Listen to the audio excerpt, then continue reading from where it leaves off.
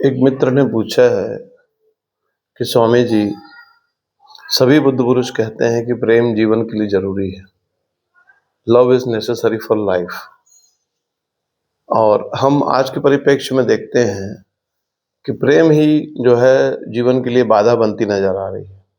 तो ये क्या गड़बड़ कैसे हो जाती है और क्यों गड़बड़ हो जाती है? जब हम पैदा दो व्यक्ति जब प्रेम करते तब हम पैदा होते हैं, तो फिर प्रेम जीवन के लिए जरूरी भी है। और आज हम देख रहे हैं कि ये लोग सुसाइड कर रहे हैं या एक दूसरे को मार रहे हैं या एक दूसरे को परेशान कर रहे हैं। तो ये क्या मतलब प्रेम में ये ऐसा क्यों हो जा रहा है? और बढ़िया प्रश्न है, क्योंकि आज के युवाओं के लिए बहुत नेसेसरी क्वेश्चन है ये कि प्रेम जब जरूरी भी महसूस होता है, आनंद भी होता है, सब अच्छा भी लगता है, तो फिर ये उसके पीछे पीछे ये लड़ाइयाँ, झगड़े और कॉसेस और ये सब कहाँ से एंटर कर जाते हैं? तो ये समझने की बात है। बस थोड़ा सा कपल्स अगर ध्यान दें, थोड़ा समझें, तो एकदम इजी है। बहुत ही सरलता से इसको समझा जा सकता है। एकदम बहुत ज़्यादा कोई कठिन मामला नहीं है। चीज़ों को हम अपने ऊपर हावी कर लेते हैं, इसलिए ये गड़बड़ हो जाती है ना? तो love is necessary for life भी कहना ज़रूरी नहीं है, बल्कि लव इज़ लाइफ कहना ठीक है। प्रेम ही जीवन है। आप समझ रहे हैं? जब हम किसी के प्रेम में होते हैं, किसी के प्रेम संबंध में होते हैं, तो बड़ा अच्छा फ़ील होता है। फिर धीरे-धीरे जब हम किसी से शादी करते हैं, तो बड़ा महीना, 2 महीना, 6 महीना, साल भर बड़ा अच्छा एकदम फीलिंग गुड रहती है। सब घर में भी खुश रहते हैं, हम भी खुश रहते हैं, घूमने जा रहे हैं, एन्जॉय कर रहे हैं, खाना खा रहे हैं, डांस कर रहे हैं, मस्ती कर रहे हैं। तो फिर अचानक 6 महीने, 12 महीने या 1 साल, 2 साल बाद ये कहाँ से गड़बड़ी कहाँ से एंटर करती है? तो गड़बड़ी इंटर ऐसे होती है, इसको आप समझिए। बहुत बारीक थोड़े से अध्ययन की ज़रूरत है, कोई कठिन सा मामला नहीं है। मनोवैज्ञानिक जो हैं इस चीज़ को समझाने की कोशिश करते हैं, तो आप समझने की कोशिश करें। जब आप प्रेम में होते हैं, तो धीरे-धीरे सब मज़ा आता है, सब अच्छा लगता है।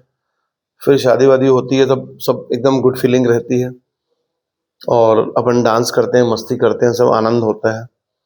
फिर धीरे से उसको हम जैसे ही हम किसी व्यक्ति के साथ 2 महीना, 3 महीना, 4 महीना हम जब उसके साथ रहते हैं, तो हम फिर उसको टेकन फॉर ग्रांटेड समझ लेते हैं। फॉर ग्रांटेड समझने में ही गड़बड़ी हो जाती है ना? और थोड़ा-सा जब आगे बढ़ते हैं तो वो हम पॉसेसिव हो जाते हैं।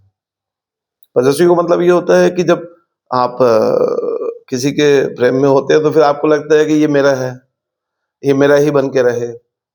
फिर आपको लगता है कि ये मेरे लिए ही हँसे, मेरे लिए ही बोले, मेरे लिए ही डांस करे।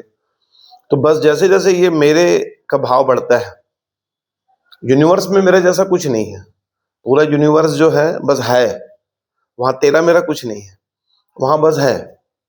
कोई नीम का पेड़ और बबूल का पेड़ और पीपल का पेड़ दूसरे पेड़ को नहीं बोलता है कि तू मेरा है कि मैं तेरा हूँ। दोनों पेड़ आस-पास भी रहते हैं तो भी कोई दिक्कत नहीं है। लेकिन ये मनुष्य का मन जो है, ये तेरे मेरे में घुसते चला जाता है। तो जैसे आप तेरे मेरे में घुसते चला जाता है, तो बस वहीं से गड़बड़ी होनी शुरू हो जाती है। तो शुरू-शुरू में तो पता नहीं चलता है। शुरू-शुरू में बिल्कुल पता नहीं चलता है तेरे मेरे का। फिर जैसे ही आपका मेरा तेरा घुसता है, उसके बाद ही ईगो चालू हो जाता है कि जैसे देखो मैंने इसको बोला था कि तुम ये नहीं करना, उसने कर दिया। मतलब सामने वाले को हम एक चेतना के रूप में नहीं देखते, एक व्यक्ति के रूप में नहीं देखते। हम उसको मेरा व्यक्ति के रूप में देखते हैं। तो जब हम सोचते हैं कि मेरा भाई है, मेरी पत्नी है, मेरा बच्चा है, तो बस वहीं पे पॉसेसिवनेस और जेलसी और ये सब चालू हो जाता है। तो जीवन को हमको तेरा मेरा से अगर बच सकते हैं और अपने ईगो से बच सकें कि तुम केवल मेरे हो, तो बस वहीं से ही चालू हो जाता है। एंटर होती है, शुरुआत वहीं से होती है। फिर यही बढ़ते-बढ़ते बड़ा ईगो बन जाता है।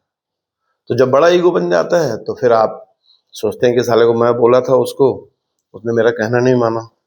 उसने मैं उसको कितना कोशिश किया था, और मेरा कहना मानिस नहीं, तो आखिर आखिर में मैं क्या करता? तो बस शुरुआत होती है कि तुम मुझसे अलग हो जाओ, मैं तुमसे तुम्हारे साथ नहीं रह सकता। भाइयों में भी ऐसे ही होता है, वो जो ईगो आ जाता है कि मैं मेरा है, मैंने ऐसा किया, मैंने इतनी मेहनत की। कज़िन्स में भी ऐसा हो जाता है, और पति-पत्नी और प्रेमिका-प्रेमी में तो बहुत कॉमनली हो जाता है कि मैं तुमको 3 बार कॉल किया, तुमने मेरा फ़ोन नहीं उठाया, तुमने मुझे जवाब नहीं दिया। हमारा मन ये सोचने को तैयार नहीं रहता है कि वो एक व्यक्ति है, कुछ और भी बात हो सकती है, कुछ बिज़ी भी हो सकता है या किसी और कारण से भी हो सकता है। तो लेकिन हम उसको बस मेरे के उस चक्कर में फँस जाते हैं।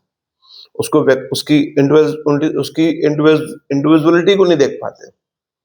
उसको व्यक्तिगत उसमें व्यक्ति के रूप में नहीं देख पाते। समझ गए?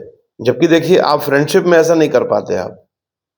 जैसे दोस्त है कोई आपका, आपका कोई फ्रेंड है, तो वहाँ पर ये भाव नहीं आता। वहाँ पर आप टेक इट ईज़ी हो जाते हैं, कि ठीक है यार दोस्त है तो कुछ काम होगा, उसके घर में उसके पापा ने कुछ बोल दिया होगा या मम्मी ने कुछ बोल दिया होगा, तो बस हम उस पे राज़ी हो जाते हैं।